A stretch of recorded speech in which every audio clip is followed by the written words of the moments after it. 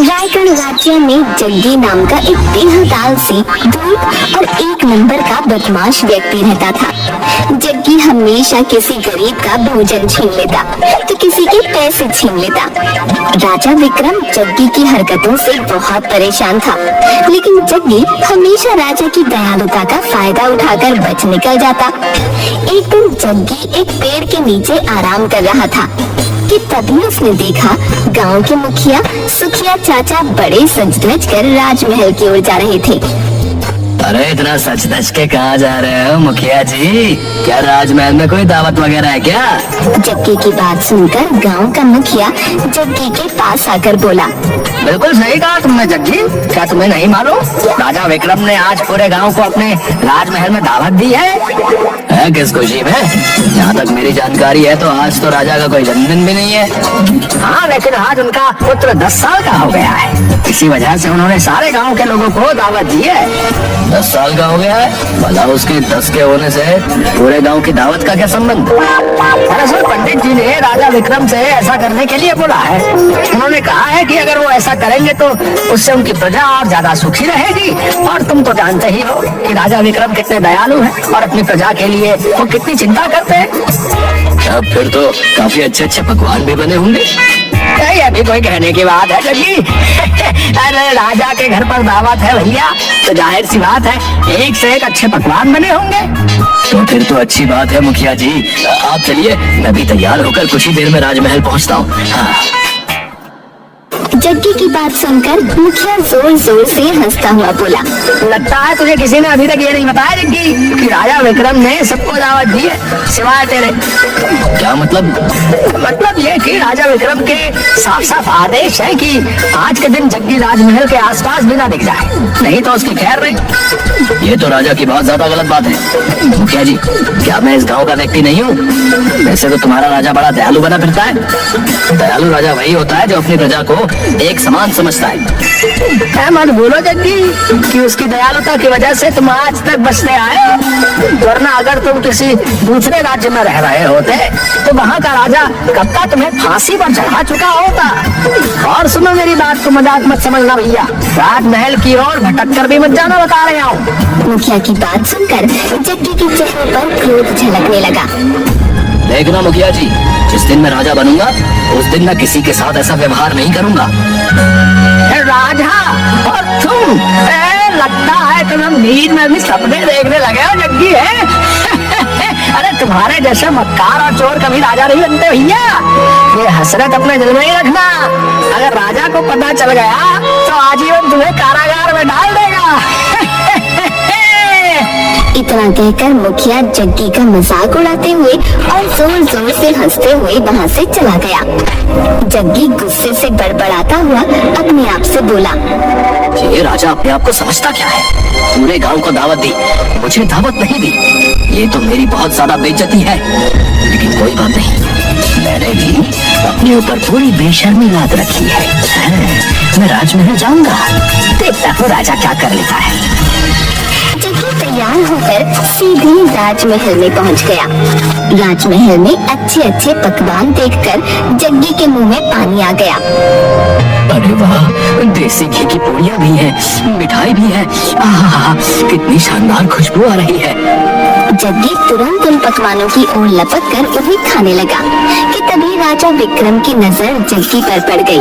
वो गुस्से से जग्गी की ओर आकर बोले, वैसे तो मैंने मना किया था कि तुम इस राजमहल के आसपास भी भटक मत जाना, लेकिन मैं जानता हूँ कि तुम एक नंबर के बेशर्म हो। मैंने अपनी जिंदगी में बड़े बड़े बेशर्म देखे, लेकिन तेरे जैसा बेशर्म मैंने कभी नहीं देखा। जी तो चाहता है कि अभी और इसी वक्त तेरी गर्दन तेरे धड़ से अलग कर दूं, लेकिन क्या करूं, आज मेरे महल में जश्न है। अब आ ही गए हो तो पेट भर कर खाना, और चाहो तो अपने घर के लिए भी ले जाना। लेकिन याद रखना, आज मेरे राजमहल में बहुत दूर दूर से मेहमान आए हैं। गलती से भी अगर तुमने कुछ उल्टी सीधी हरकत की तो इस बार मैं तुम्हें नहीं छोड़ूंगा। ये कैसी बातें कर रहे हैं आप राजा साहब? मैं अब सुधर गया हूँ। हाँ, सुधर जाओ तो तुम्हारे लिए अच्छी ही बात है। इतना कहकर राजा विक्रम वहाँ से गुस्से से चला गया। जग्गी पकवान का मजा लेने लगा कि तभी जग्गी की नजर राजा के बेटे आदित्य पर पड़ी, जो कि एक सोने के कंगन से खेल रहा था।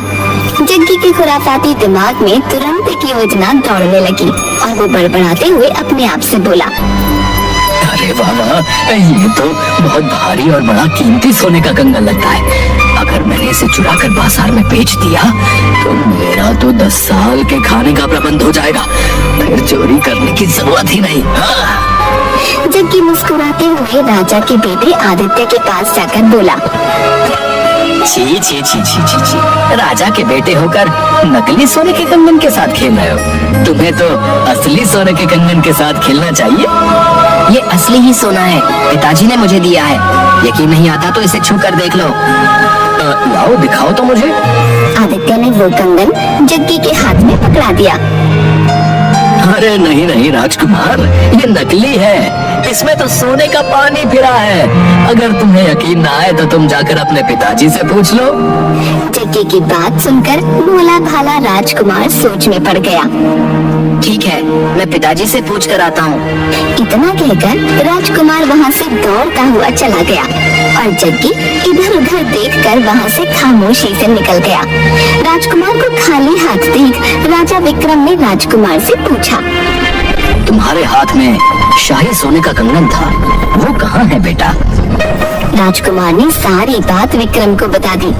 राजकुमार की बात सुनते ही राजा विक्रम समझ गया कि ये सब जग्गी की ही करामात है। राजा विक्रम गुस्से से बोला, बस बहुत हो गया, आज तो इसने हद पार कर दी। राजकुमार को बेवकूफ बनाकर सोने का कंगन चुरा कर ले गया। सैनिकों को बुलाओ। कुछ ही देर में राजा के सैनिक सर झुकाए खड़े थे। जाओ, जाकर जग्गी को पकड़ कर लेकर आओ। मुझे किसी भी हाल में जग्गी चाहिए, जिंदा या मुर्दा। राजा का आदेश पाते ही सैनिक गांव की ओर दौड़ पड़े। इधर जग्गी एक पेड़ के पास उसी कंगन को निहारे जा रहा था कि तभी गांव का एक व्यक्ति वहां पर आकर जग्गी से बोला, अरे जग्गी, इस बार तो तुमने हदबारी कर दी भैया। राजा विक्रम ने तुम्हें जिंदा या मुर्दा पकड़ने का आदेश दिया, समझे? उस व्यक्ति की बात सुनकर जग्गी पूरी तरह से घबराकर बोला, यह कैसी बातें कर रहे हो भैया? राजा विक्रम तो बहुत ज्यादा दयालु है। मुझे लगा कि हर बार की तरह वो मुझे इस बार भी माफ कर देंगे। अबे पागल वागल हो गया क्या तू? तूने तो इस बार राजा के घर पर ही चोरी कर ली भैया। तेरी मौत तो इस बार पक्की है भैया, ठोक के बजा के। अब जो है ना, अब तुझे भगवान के अलावा और कोई नहीं बचा सकता भैया। मैं राजा के पैर पकड़कर माफी मांग लूंगा और ये कंगन उन्हें वापस कर दूंगा। अरे बेवकूफ है क्या? राजा इस वक्त बहुत ज्यादा गुस्से में है। अगर तू कंगन वापस लौटाने के इरादे से भी वहाँ चला गया ना, वो जो है तब भी तुझे जिंदा नहीं छोड़ेंगे। और तो और, अगर तुझे किसी सैनिक ने देख लिया तो सैनिक ही तुझे जान से मार देंगे, समझ गया? तो अब मैं क्या करूं? मेरी सलाह मान तो तू इस राज्य से कुछ महीनों के लिए चला जा। इतना कहकर वो व्यक्ति चला गया। तभी अचानक जग्गी ने देखा कि 3 सैनिकों के घोड़े उसकी ओर दौड़े चले आ रहे थे। जग्गी घबराकर जंगल की ओर भागने लगा और एक घने जंगल के अंदर घुस गया। 3 सैनिकों में से एक सैनिक बोला, वो देखो, वो उस जंगल में गया है। चलो जंगल में जाकर उसे पकड़ते हैं। रहने दे, क्या तुझे नहीं मालूम उस जंगल में भूतों का साया है? ये वहाँ पर जिंदा तो गया है लेकिन कभी लौटेगा नहीं। समझ लो कि जग्गी ने उस जंगल में जाकर अपनी मौत को खुद चुन लिया है। चलो जाकर राजा को सब कुछ बता देते हैं। सैनिक वहाँ से चले गए। जग्गी घने जंगल में दौड़ा जा रहा था। तभी अचानक जग्गी एक पत्थर से टकरा गया और वो एक तालाब के अंदर गिर गया। इधर कुछ घंटों बाद अब राजमहल का माहौल सामान्य हो चुका था। राजा विक्रम अपने मेहमानों के साथ बातचीत करने में व्यस्त था कि तभी वहाँ पर एक अजीब घटना घटी। राजा विक्रम जैसा दिखने वाला दूसरा राजा विक्रम राजमहल में पहुँच गया और और राजा विक्रम को देखकर गुस्से से चीखते हुए राजा विक्रम से बोला, कौन है तू बहरूपिये और मेरे मेहमानों के साथ तू यहाँ क्या कर रहा है? राजा विक्रम की बात सुनकर वहाँ मौजूद सभी लोग दूसरे राजा विक्रम को हैरत से देखने लगे। राजा विक्रम अपने सामने अपनी हूबहू हम शक्ल को देखकर हैरत में पड़ गया। बहरूपिया मैं नहीं, बहरूपिया बल्कि तू है। क्या सबूत है कि तू राजा विक्रम है? तेरे पास क्या सबूत है कि तू राजा विक्रम है? वहाँ सभी लोग ये समझ नहीं पा रहे थे कि कौन असली है और कौन नकली। मैं ही असली राजा विक्रम हूँ। मैं यहाँ पर सुबह से अपने मेहमानों के स्वागत और सत्कार में लगा हूँ। अगर तू असली राजा है तो फिर दिखा वो शाही कंगन जिसे जग्गी झूठ बोलकर मेरे बेटे से चुरा कर ले गया था। मैंने सैनिकों को जग्गी को पकड़ने के लिए भेजा था, मगर सैनिकों ने मुझे बताया कि वो उस जंगल की ओर चला गया जहाँ से कोई वापस नहीं आता। इस सभा में सभी लोग जानते हैं कि राजा विक्रम कभी नहीं डरता। तेरे बेटे के सोने का शाही कंगन चोरी हो गया और तू यहाँ पर बैठकर मेहमानों के साथ गप्पे लड़ा रहा है, क्योंकि तू राजा विक्रम नहीं है। इतना बोलकर हम शक्ल विक्रम वो सोने का शाही कंगन निकालकर बोला, सुंदर नगर के वासी हूँ, ये बहरूपिया झूठ बोल रहा है। देखो मेरे पास ये मेरे बेटे का सोने का शाही कंगन है। मैं इसे उस भयानक जंगल से जग्गी को मार कर लाया हूँ। मैं कुछ देर के लिए जंगल क्या गया, इस बहरूपिये ने आकर मेरी जगह ले ली। बस बहुत हो गया। अगर ऐसी बात है तो फिर हमारे और तुम्हारे बीच युद्ध होगा। जो जीतेगा वही असली विक्रम कहलाएगा। दूसरा राजा विक्रम भी राजा से आर पार करने के मूड में था। उसने तुरंत हाँ कर दी और दोनों के बीच युद्ध होने लगा। कुछ ही देर में एक राजा विक्रम ने दूसरे राजा विक्रम को जख्मी करके जमीन पर धाराशायी कर दिया। तभी वहाँ पर एक काला धुआं फैल गया और उसमें से एक चुड़ैल निकलकर जख्मी विक्रम सिंह के सामने आकर खड़ी हो गई। मैंने तुमसे कहा था बेवकूफ कि तुम देखने में भले ही विक्रम जैसे लगोगे, लेकिन आत्मा तुम्हारी ही रहेगी।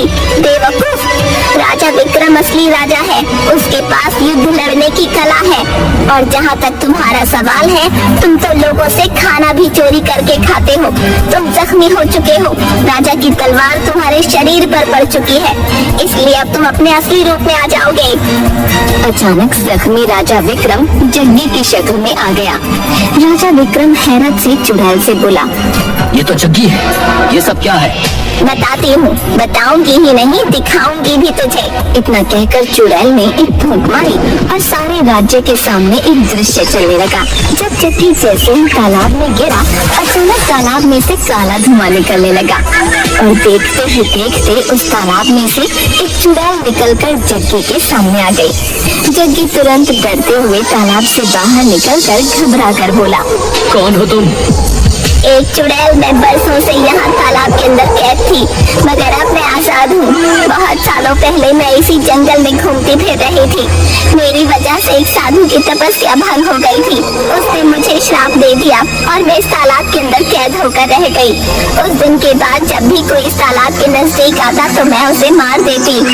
क्या तुम मुझे भी मार डालोगी? नहीं, मुझे तुम्हारी वजह से ही आजादी मिली है। मैं उस साधु के सामने बहुत रोई। आखिरकार उसे मुझ पर तरस आ गया। उसने मुझसे कहा कि जब भी कोई धूर्त व्यक्ति हाथ में सोने का कंगन लेकर अचानक इस तालाब में गिरेगा तो तुम इस तालाब से आजाद हो जाओगी। और देखो, मैं आजाद हो गई। बता क्या इच्छा है तेरी? मैं तेरी एक इच्छा पूरी करूंगी। यानी मैं जो कुछ भी मांगूंगा तुम उसे पूरा कर दोगे? हाँ, मैं उसे पूरा कर दूंगी, लेकिन सिर्फ एक ही इच्छा। उस सुंदर स्त्री की बात सुनकर जग्गी बड़बड़ाता हुआ अपनी आँख से बोला, यही सही मौका है राजा को सबक सिखाने का। उस राजा ने मुझे जिंदा या मुर्दा पकड़ने का आदेश दिया है। अब मैं उसे सबक सिखा कर आऊंगा। मैं चाहता हूँ कि मेरा चेहरा और मेरा शरीर सुंदर नगर के राजा जैसा हो जाए। इसी वक्त जैसा राजा विक्रम है, मैं हूबहू उसके जैसे हो जाऊं, उसके शाही कपड़ों से। जग्गी की बात सुनकर चुड़ैल हंसते हुए बोली, बेवकूफ मानव, इससे तुझे क्या हासिल होगा? जब मेरी शक्ल और शरीर राजा जैसा हो जाएगा तो तुम लोग मुझे राजा ही समझोगे और मैं बगैर लड़े सुंदर नगर का राजा बन सकता हूँ। ठीक है, जैसी तेरी इच्छा, लेकिन याद रखना, तेरा शरीर और तेरा चेहरा, तेरे कपड़े, तेरे आभूषण, सब कुछ सुंदर नगर के राजा विक्रम जैसा हो जाएगा, लेकिन तेरी आत्मा वही रहेगी।